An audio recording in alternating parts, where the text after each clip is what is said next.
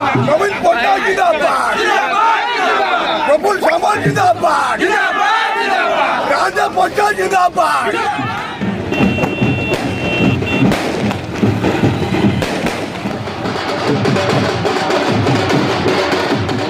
आम स्वाधीन भाव में निर्वाचित होइथिलु बहुमात्रा आमको आम पंचायतवासी समर्थन करते। आज आमको बहुत मात्रा समर्थन आम बीजेडी के अलग होइनु। आज भी आम आगुरी भी थिलु एवं आम आम पंचायत निर्वाचन भी आम बीजेडी सहित लड़ीलु आगुरी, किंतु कौन सी किसी कारण आम इंडिपेंडेंट लड़िलु। आज भी आम नवीन बाबूंकर आमर नवीन पट्टनायक सार आमर नीति आदर्श अनुप्राणित होई आम आम पंचायत विकास पई आज आम बिजु जनता दल मिश्रण योगदान देचु। मु आशा रखी आमर लक्ष्य रहिबो केमिति भविष्य में आम पंचायत विकास करूँ।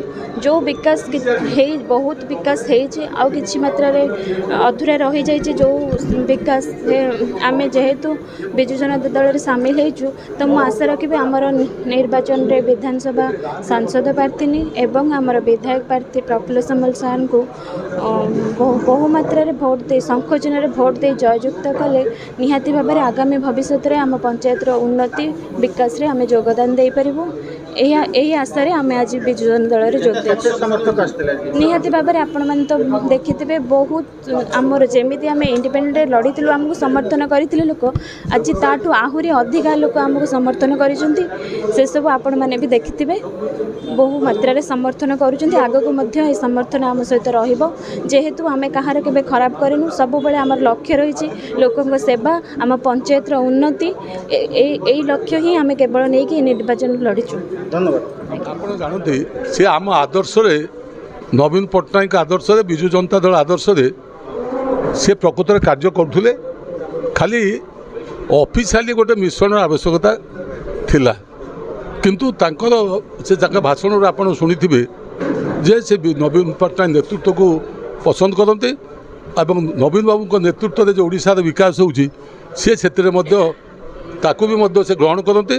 किंतु तांकर आउ टिके से पादे आगे जाके कहते जे ओडिशा प्रति जमी नवीन बाबूर विकास आभिमुख्य रही।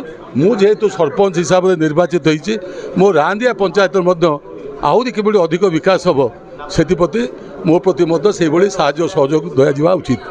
आम ये कहूँ चाहूँ जे आम दल बिजु बाबू ठारू ग्रामांचल गुरुत्व दि जाइए एवं बजेट रे आपण माने देखुथिबे जे ग्रामांचल विकास पाई पंचायत डिपार्टमेंट को आर्थिक बाबद केते बराद कराई एवं से जो फाइनेंस कमिशन माध्यम राज्य अर्थ कमिशन माध्यम केते अर्थ दिया जाउची।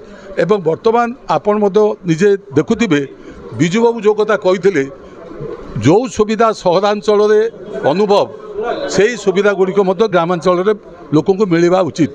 से पीवा पानी क्षेत्र हो रास्ताघाट क्षेत्र हो शिक्षा क्षेत्र हो कि स्वास्थ्य क्षेत्र हो। आज नवीन पट्टनायक पिता को अनुसरण करी आज ग्रामांचल विकास करने संकल्प नवा सहित कार्यक्रम एभली कर ग्रामांचल लोक भोट जो आप 24 वर्ष रही सहर ग्रामांचल विशेष तफात नहीं। विशेषकर आदिवासी हरिजन लोक मैंने गरीब लोक मैंने बेसी नवीन बाबू को पसंद कर ग्रहण कर।